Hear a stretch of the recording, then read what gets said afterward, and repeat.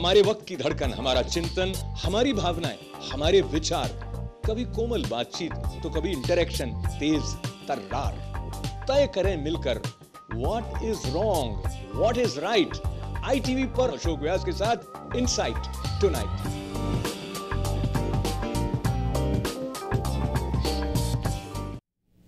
नमस्कार, मैं अशोक व्यास और इस कार्यक्रम का नाम है इनसाइट टुनाइट। धीरे धीरे इस कार्यक्रम की गति जैसे बढ़ती जा रही है, आपके प्रेम, सहयोग और होने वाली घटनाओं के आधार को लेते हुए उसमें आनंद बढ़ता जा रहा है। आनंद कहा जाता है कि हमारा मूल स्वरूप है, पर ये बात हमें अक्सर दार्शनिकों के या चिंतकों की तरफ से सुनने को मिलती है। जब हम आम आदमी की तरफ बढ़ते हैं और बात आती है रोटी कपड़ा मकान की, बात आती है आम आदमी की सुरक्षा की, तो कई ऐसे सवाल उठ खड़े होते हैं जो राजनीतिक गलियारे की तरफ जब बढ़ते हैं तो चिंताएं बढ़ने लग जाती हैं। Recently we have seen a very important movement that kind of took the whole India in its grip, और सबने सोचा कि भ्रष्टाचार को हटाया जाना चाहिए, भ्रष्टाचार हटाया जा सकता है। ऐसी सीख देने वाला एक नेता भारत में उभरा जिसको आम लोगों ने महात्मा गांधी से उनकी तुलना की। और आज के कार्यक्रम में विशेष रूप से जब आप पीछे का एक चित्र देख रहे हैं तो आपको आम आदमी पार्टी के साथ जुड़े हुए और दिल्ली के मुख्यमंत्री अरविंद केजरीवाल की याद आती है। आज की चर्चा को आगे बढ़ाने से पहले मैं आपके साथ याद करना चाहता हूं कि आज नासा ने एक ऐसी तस्वीर ली जिसमें अंतरिक्ष में कहीं आपको एक हादसा दिखाई देता है, और वो हादसा उन्होंने उसको कहा कि ये कहीं भगवान का हाथ तो नहीं है। तो वैज्ञानिक होने के नाते भगवान इस प्रकार से अपना हाथ दिखाएंगे, ऐसा वो बहुत दूर दूर अंतरिक्ष में से आने वाली तस्वीर में जो हाथ की आकृति वो क्यों बन रही है, इस पर अनुसंधान भी हो रहा है। रोचक बातें न केवल अंतरिक्ष में होती हैं बल्कि धरती पर भी होती हैं, और जो हमारा ध्यान खींचने वाली बात रही उसमें एक बात जिसके बारे में कल हमने चर्चा की, भारत के Indian deputy consul general Devyani Khobragade पहुंच गई हैं भारत में उनका स्वागत करने वाले लोगों के साथ साथ 150-200 video camera, still camera, press photographers मौजूद थे। और मीडिया में आज इस बात पर विशेष रूप से चर्चा हो रही कि क्या अमेरिका ने जो कदम उठाया था उनके खिलाफ वो बिल्कुल गलत था, क्या आधार था ये कदम उठाने का, और इस तरह से उनके ऊपर जो चार्ज लगाए गए उनको तो अमेरिका ने वापस नहीं लिया, पर उनको जो डिप्लोमेटिक इम्यूनिटी दी गई थी उसके आधार पर वो भारत लौट पाई हैं। अब उन्हें इस तरह से भारत जो लौटना पड़ा उसको भारत ऐसे देख रहा है कि जैसे उन्हें भारत के लिए यहाँ से निकाल दिया। तो इसी तरह की कार्यवाही करने के लिए भारत सरकार भी अमेरिका की जो एम्बेसी न्यू दिल्ली में स्थित है वहाँ से इसी स्तर के एक ऑफिशियल को निकाल दे, इस तरह की चर्चा चल रही है। जैसे को तैसा या टिट फॉर टैट या फिर पारस्परिक सम्मान का भाव, शब्द बदलने से अर्थ बदल जाता है। And when we see people moving from one platform to another platform, what they say also changes its meaning.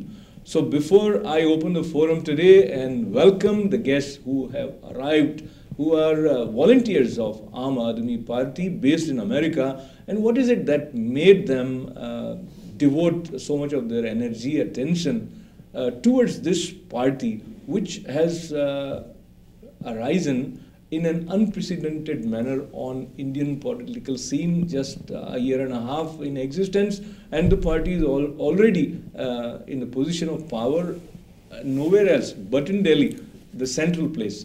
And what more they have, we'll find out from all these members of Aam Aadmi Party. And you may also call and share your views about how you see the possible role of Aam Aadmi Party with respect to Congress and Bharatiya Janata Party in the upcoming Indian national election. But more important, time to welcome my guests today. स्वागत है आप सभी का। नमस्कार sir. तो सबसे पहले आपसे शुरुआत करते हैं, तो आप हिमांशु जी। हाँ जी। हिमांशु शर्मा जी, आप वाइस प्रेसिडेंट हैं किसी कंपनी के समूह, पर आम आदमी के साथ भी, पार्टी के साथ भी आप जुड़े रहें। और मैं स्वागत करना चाहता हूँ, बहुत ही गंभीरता से बैठी हुई हमारी जो रूपसी नरूला जी हैं, आपने भी डिजिटल फील्ड में खास करके आम आदमी पार्टी के साथ सक्रिय सहयोग किया है। राकेश बिसारिया जी, आप इंजीनियर भी हैं, एंटरप्रेन्योर भी हैं और आम आदमी पार्टी निश्चित रूप से आपको प्रिय है, स्वागत है आपका। और अमन भाटिया, आप सॉफ्टवेयर कंसल्टेंट हैं और आप आम आदमी पार्टी के साथ भी एक तरह से कंसल्टेंसी कर रहे हैं, ऐसा मान लिया जाए। So I open the forum with Aman, you first. ऐसा क्या था आम आदमी पार्टी की बातचीत में जिससे आपको लगा कि ये बहुत सारा जो आपका ध्यान है वो इस पार्टी के विकास की तरफ जाना चाहिए? अशोक जी, ये बड़ा इंटरेस्टिंग सवाल है कि आम आदमी पार्टी में मुझे और मेरे जैसे जो बहुत से वॉलंटियर हैं जो इसको सपोर्ट करते हैं, उन्हें क्या ऐसी चीज़ दिखी। तो सबसे बड़ी चीज़ जो मुझे दिखी है वो है एक हिंदुस्तान में जो करप्शन है, एक परिवर्तन लाने की जो इच्छा है, वो अब तक किसी भी पार्टी में नहीं दिखी है। हर पार्टी का क्या होता है, वो लोग बोलते हैं हम ऐसा करेंगे, ऐसा करेंगे, ऐसा करेंगे, लेकिन कोई कॉन्क्रीट स्टेप्स नहीं लिए जाते हैं। तो ऑनेस्टी, आम आदमी पार्टी के अंदर जो ऑनेस्टी है और जो उनमें करप्शन के अगेंस्ट फाइट करने की जो इच्छा है, और जो जिस तरीके से वो जो हिंदुस्तान के हमारे गरीब हैं, जैसे कि दिल्ली में अभी आम आदमी पार्टी ने बहुत सारे ऐसे स्टेप्स लिए हैं जो आज तक किसी पार्टी ने नहीं लिए। उनमें से एक सबसे बढ़िया है कि उन्होंने जो होमलेस लोग हैं जो सड़कों पे सोते हैं, इस समय दिल्ली में इतनी ठंड है, जो हर साल मरते हैं, ऐसा नहीं है कि इस साल ठंड पड़ी, हर साल ठंड पड़ती है, हर साल वो लोग मरते हैं। लेकिन इस बार पहली बार ऐसा हुआ है कि इतने बड़े स्केल पे उनको रहने के लिए प्रॉपर जगह दी गई है, उनको जो है गर्म कंफर्टर्स वगैरह दिए गए हैं, और एक बहुत ही बढ़िया यूनिक उन्होंने आइडिया भी इम्प्लीमेंट किया जिसमें जो बसेस थी जो यूज़ नहीं होती थी, जो बसेस, तो उन बसेस को उन्होंने कन्वर्ट करके उन्होंने होमलेस शेल्टर्स बनाए हैं। तो इस तरीके से बहुत मैं कहता हूँ करप्शन के अगेंस्ट जिस तरह की फ़ाइट चल रही है।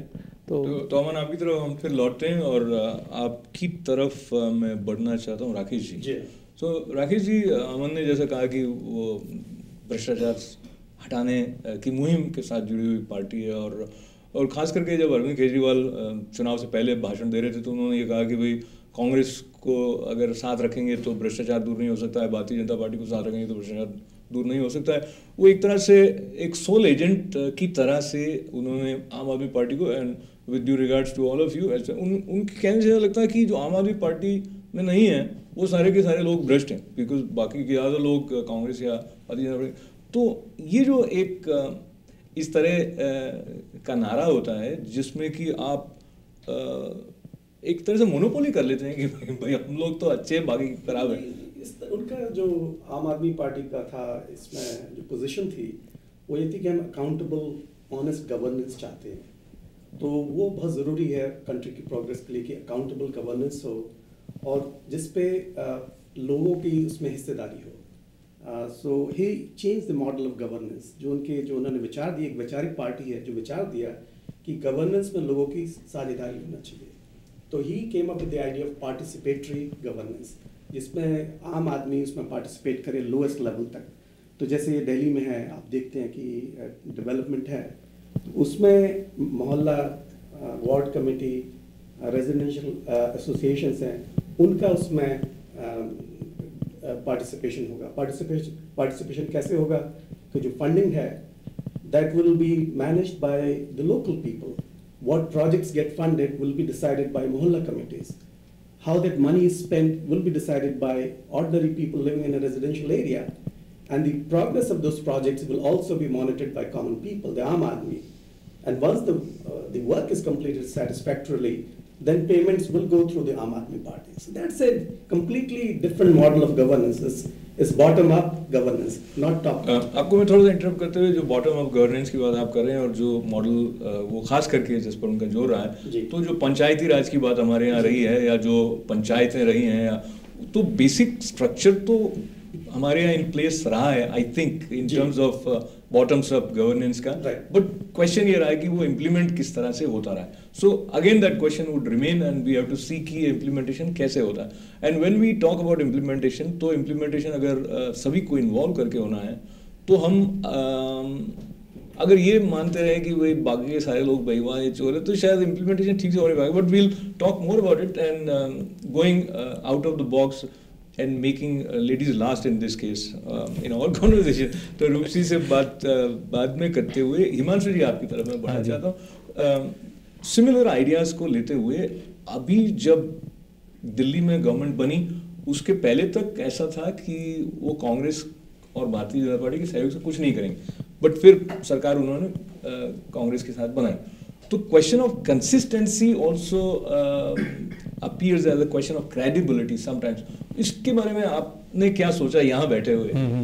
नहीं अशोक जी, बहुत अच्छा लग रहा है यहाँ से सब इस तरह की बातें हो रही हैं। तो इस बारे में मैं हमारे बड़े नेता योगेंद्र यादव जी का वक्तव्य बताना चाहूँगा कि जब 8 दिसंबर को जब रिजल्ट डिक्लेयर हुए तो आम आदमी पार्टी को 28 सीटें मिली थी, वो दूसरे नंबर पे थी। लेकिन मीडिया में और बाकी पार्टियों द्वारा, कांग्रेस, बीजेपी, इस तरह से डिस्कशन क्रिएट किया जा रहा था कि जैसे आम आदमी पार्टी को बहुमत मिल गया है, और ऐसे वक्तव्य दिए जा रहे थे कि आप सरकार क्यों नहीं बनाते हैं, और आपने इतने अच्छे अच्छे वादे किए हैं, आपने 70 मैनिफेस्टो बनाया, आप उनको पूरा कीजिए, आप उनसे डर के भाग रहे हैं। तो आम आदमी पार्टी को घेरने की कोशिश की गई, और थोड़े दिनों बाद हमने देखा कि कांग्रेस ने बिना किसी से पूछे सीधा एक पत्र उपराज्यपाल को दे दिया कि हम आम आदमी पार्टी को बाहर से समर्थन करते हैं और हम सरकार का हिस्सा नहीं होंगे। तो चारों तरफ से घेरने की कोशिश की गई, और जनता में भी, दिल्ली की जनता में एक आवाज़ उठने लगी कि अगर ऐसा मौका मिलता है कि अगर आप माइनॉरिटी गवर्नमेंट बना सकते हैं तो वो बनाने का आपको एक प्रयास करना चाहिए। तो फिर आम आदमी पार्टी ने, बजाय इसके कि वो एक बंद कमरे में डिसीजन हो कि दो पार्टी आपस में मिल गई, रुपयों का लेन देन हुआ, तू ये मंत्री बन जा, मैं ये मंत्री बन जाता हूँ, और दरवाजा खोल के बोल दिया कि भाई हम सरकार बनाएंगे, तो उन्होंने कहा कि हम जनता के बीच जाएंगे। तो उन्होंने 10 दिन का समय लिया, 280 जनसभाएं की दिल्ली में 10 दिन के अंदर अंदर, और उसमें से जनसभाओं में 90% लोगों ने कहा कि नहीं, सरकार बनानी चाहिए। और उन्होंने 25 लाख पैम्पलेट छपवाए, लोगों से फ़ोन SMS पे व्यूज़ मंगवाए, दिल्ली और बाहर के लोगों ने भी अपने व्यूज़ देखे, और उन्होंने उसमें से सिर्फ दिल्ली के लोगों के व्यूज़ छांट के और फिर पब्लिकली ये डिक्लेयर कहा कि भाई हम किसी के साथ मिलकर सरकार नहीं बनाएंगे, हम किसी से साझेदारी नहीं करेंगे, कोई अलायंस टाई अप नहीं करेंगे। लेकिन चूंकि उपराज्यपाल ने बीजेपी को बुलाया, उन्होंने मना कर दिया, और अब हमें बुला रहा है, तो अब हम उपराज्यपाल से बात करके सरकार बनाने के बारे में सोच सकते हैं। फिर उन्होंने 18 पॉइंट का एक एजेंडा बीजेपी को दिया, कांग्रेस को दिया कि भाई हम सरकार बना सकते हैं, चूंकि हमें ये काम करने हैं, हम पावर में आने के लिए नहीं है, और दोबारा इलेक्शन कराना भी हमारी मंशा नहीं है, लेकिन उससे हम डरते भी नहीं हैं। तो फिर जब वो एजेंडा उन्होंने दिया और जब वो लोगों के पास गए, तो लोगों ने कहा नहीं, आप सरकार बनाइए, हम आपका समर्थन करेंगे, आपको काम करने का एक मौका मिला है तो आप उसको करके दिखाइए। तो इस मुद्दे के साथ, और अब जब सरकार बन गई है, तो वही लोग जो पहले आम आदमी पार्टी को सरकार बनाने के लिए चैलेंज कर रहे थे, अब वो बोलते हैं कि आपने कांग्रेस से हाथ मिला लिया, जबकि ऐसा कुछ भी नहीं है। एक माइनॉरिटी सरकार है और ये कभी भी गिर सकती है। और अभी जब बहुमत विधानसभा में पारित हो गया है, तो तब भी केजरीवाल ने कहा कि हम सरकार को बचाने के लिए नहीं आए हैं, हम इन मुद्दों पे काम करना चाहते हैं। अब 6 महीने तो हिमांशु जी, आपका जो विश्लेषण है वो बहुत ही अच्छा है और काफ़ी सारे पॉइंट्स क्लियर हो जाते हैं, और इसलिए पता लगता है कि आप यहाँ बैठे हुए भारतीय राजनीति की जो नब्ज़ है उसको बहुत अच्छी तरह से समझने की कोशिश भी कर रहे हैं और जुड़े हुए हैं कहीं ना कहीं हृदय के स्तर पर भी। तो आप चारों के लिए शायद आपने पढ़ भी लिया आवाज़, पर ये सुनकर आपको अच्छा लगेगा और शायद अमन थोड़ा और मुस्कुरा सकेंगे कि टाइम्स ऑफ इंडिया, भारत का एक प्रोमिनेंट न्यूज़पेपर है, उन्होंने एक जो मेजर मेट्रोपॉलिटन सिटीज़ हैं इंडिया के, वहाँ पर एक सर्वे करवाया, तो 44% people are in favour of Arvind Kejriwal as the potential next prime minister of ESI. हालांकि 44% जो मेट्रोपॉलिटन सिटी है, of course they do not represent the whole India, but still it's quite an encouraging thing. If अगर मैं आम Aadmi party का आदमी हूँ तो मुझे बड़ा अच्छा लगे। तो रूप सी आपकी तरफ बढ़ना चाहता हूँ मैं, and I know that you have been very active with the digital side of Aam Aadmi Party, and that is what your forte is. कहीं कहीं कुछ सिमिलरिटीज ऐसी अमेरिका और भारत में रही हैं कि इंटरनेट का उपयोग, जैसे कहते हैं, जो ओबामा पहली बार इलेक्शन रन कर रहे तो जिस तरह से उन्होंने किया था वो कमाल का था।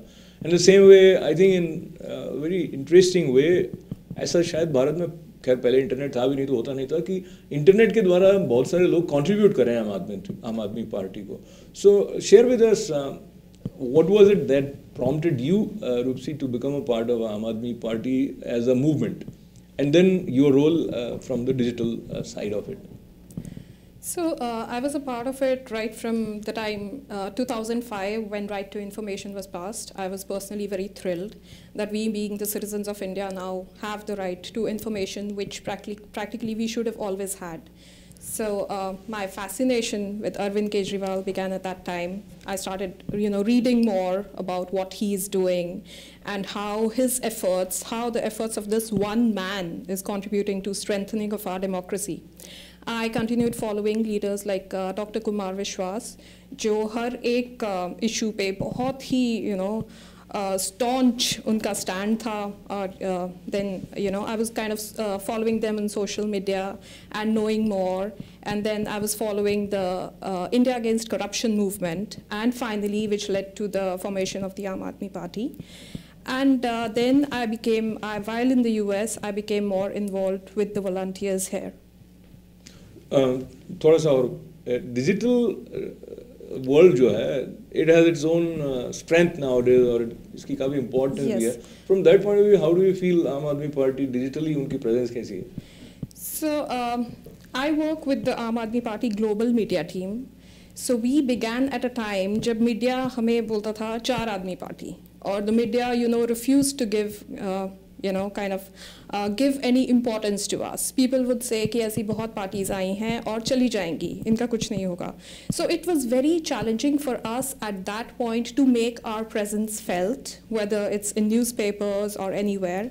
So we could not get access there. That is how we started, making the best use of digital media, like blogging, or making YouTube videos. Started creating kind of awareness among people, or making use of Twitter, Facebook, things like this. Very nice. So before we move towards the other side of this conversation, एक थोड़ी सी बात इतिहास से होते हुए, तो अन्ना हजारे जी के साथ अरविंद केजरीवाल, किरण बेदी और कुछ नाम हम तक विशेष रूप से पहुँचे एक मूवमेंट के रेफरेंस को लेते हुए. अन्ना हजारे जी ने अपने वक्तव्य में कई बार कहा कि वो स्वामी विवेकानंद से विशेष रूप से प्रभावित रहे और उन्होंने इस बात को छोड़ा नहीं कि मैं किसी राजनीतिक दल का समर्थन नहीं करूँगा. उन्होंने एक तरह से उनके शिष्य अपने को कहने वाले अरविंद केजरीवाल को भी राजनीतिक रूप से समर्थन अपनी तरफ से नहीं दिया. अरविंद केजरीवाल और अन्ना हजारे जी के बीच का जो संबंध है वो मुझे लगता है काफ़ी इंटरेस्टिंग है, and it has some areas which are open for interpretation, but at the same time some areas which are quite inspiring, I would say. So before we move towards break, I want each one of you to respond to the relationship between Arvind Kejriwal or Aam Aadmi Party with Anna Hazare. Starting with you, Aman. काफ़ी हद तक media में मैं इस बात से agree करता हूँ कि जैसे कहते हैं कि अन्ना जी जो हैं वो उन्होंने गुरु का हक निभाया, अरविंद केजरीवाल ने उनसे सीखा है. मैं मानता हूँ अरविंद केजरीवाल जी ने उन्होंने काफ़ी कुछ सीखा है, और अरविंद केजरीवाल ने हमेशा अन्ना जी को इज्जत भी दी है, रिस्पेक्ट. कभी उन्होंने कोई नेगेटिव स्टेटमेंट नहीं बोले जिससे उनके सेंटिमेंट्स हर्ट हों. और दूसरा मैं ये कहना चाहूँगा कि अन्ना जी ने पॉलिटिक्स में आने से मना क्यों किया. पहली बात, उनका हमेशा ये मानना है कि पॉलिटिकल पार्टीज़ जो हैं वो गंदी रही हैं. He doesn't want to come to something which is dirty. ठीक है. अब अन्ना जी ने तो मैं इसमें दर्शकों को आपके चैनल के माध्यम से ये मैसेज देना चाहूँगा, क्योंकि अन्ना जी हमारे गुरु हैं और वो कोई चीज़ पॉलिटिकल पार्टी वो गंदी है उसमें नहीं आ सके. तो मैं ये कहना चाहूँगा कि हम उस पॉलिटिक्स में जिसको आज तक लोग गंदा मानते आए हैं उसके अंदर हम जाएंगे और उसको हम क्लीन करेंगे, और उसके बाद अन्ना जी को बोलेंगे अन्ना जी ये पॉलिटिकल पार्टी, ये पॉलिटिक्स हमने क्लीन कर दिया, अब आप आओ और हमारा साथ दो. अमन ने बहुत ही सुंदर बात कही. उसको लेते हुए मैं आपकी तरफ राकेश जी पढ़ना चाहूँ. तो अन्ना हजारे जब वक्तव्य देते थे कुछ बातें वो बार बार दोहराते रहे. उसमें उन्होंने कहा कि मैं 3 चीज़ें चाहता हूँ, जिसमें से एक ये बात थी कि जो उनके मूवमेंट में साथ देने वाले हों वो अपना कैरेक्टर साफ रखें, बेदाग रखें ऐसा. तो अगर कैरेक्टर बेदाग नहीं होगा तो राजनीति हो या कोई जगह होगी, लोग अपने लालच को लेके काम करेंगे एंड वो अपने छोटे छोटे स्वार्थों को देखेंगे. सो प्रश्न ये है राकेश जी कि राजनीतिक दल सक्रिय रूप से सार्थक भूमिका निभा सकते हैं कुछ अंश तक, पर जो मनुष्य को बदलने वाली बात है वो और राजनीति, इन दोनों के संबंध के बारे में आप क्या सोचते हैं? Because this is where we end up in. तो देखिए, मनुष्य को बदलना या उनका एथिकल एक पोजीशन लेना, that's a different topic for conversation.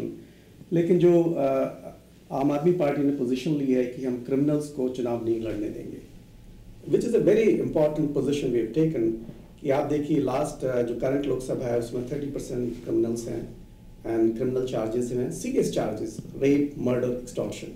Delhi assembly जो लास्ट थी, जो अभी शीला दीक्षित जिसके चीफ मिनिस्टर थे, उसमें 29% वर legislators had serious criminal charges against them. So we took the position that we will not allow criminals to contest elections. And that is a first in Indian politics, that a party comes out and says categorically that we will not allow electability to dominate over a candidate's background. So electability हम लोगों के लिए इतना अहम नहीं रहा. We wanted to put up clean candidates, and we did that in the Delhi elections.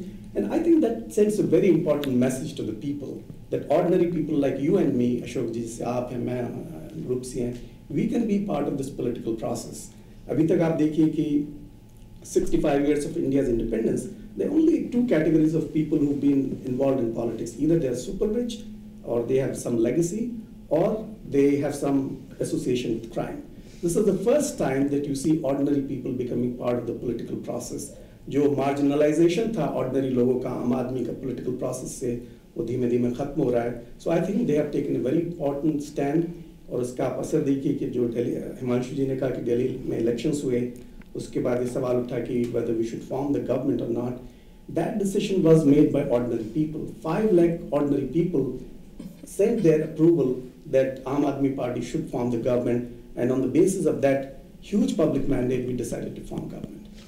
तो बातें हैं, प्रसन्नता की बातें हैं ये कि आम आदमी पार्टी के साथ लोगों की आशाएं जुड़ी हुई हैं. कुछ लोगों की आशाएं जुड़ी हुई होगी, कुछ लोगों के संदेह भी जुड़े हुए हैं. दिल्ली की बात करते हुए आपकी तरफ मैं बड़ा ज़्यादा रूपसी, जो चिंता की बात बहुत बड़े स्तर पर कुछ समय पहले दिल्ली से हमारे सामने आई, वो गैंग रेप की घटनाओं की बढ़ोतरी को लेकर रही. और महिलाओं की सुरक्षा के साथ साथ उनके प्रति जो भाव हैं वो सांस्कृतिक स्तर पर, जब हम आइडियली बात करते हैं, वो प्रैक्टिकली क्यों नहीं है, वो भी एक प्रश्न आता है. पर मैं आपकी तरफ बढ़ना चाहता हूँ ये सवाल लेके कि 26 बरस की एक युवती आम आदमी पार्टी में मुख्यमंत्री द्वारा मंत्री के रूप में अब मनोनीत करी गई है, Rakhi Birla. How do you feel about this development in particular, and also keeping in view कि वो कहीं गई और उनकी गाड़ी पर कुछ पथराव हो गया या इस तरह की खबरें भी आई थी?